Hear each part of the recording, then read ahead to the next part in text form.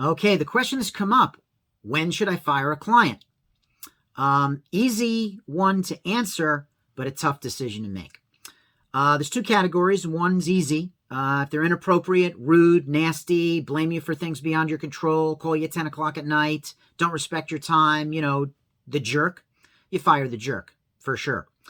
But the other one is a little more difficult, and that's where some of my agents and agents that I see out in the marketplace are having trouble. And that is the person who you were working with them a long time and you just don't feel like the goalpost is getting any closer.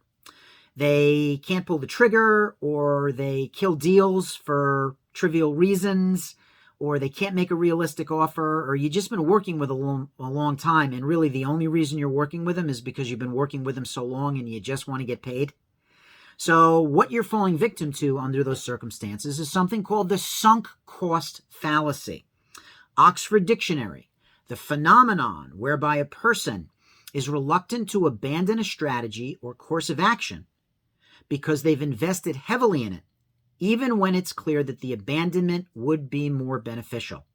In other words, if you have to ask yourself, should I just cut my losses and look for better opportunities? If that is the only reason you're working with someone, because you've been working with them so long and no other reason, it's time to say goodbye. Now, you don't have to fire them like in a mean way. You can refer them to a colleague or a competitor.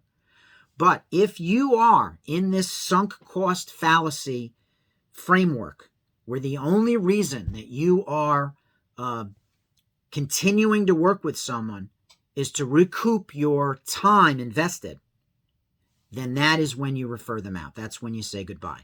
So remember, the sunk cost fallacy. If you have to ask and you have to look and the answer is, that matches my situation, then it's time to say goodbye.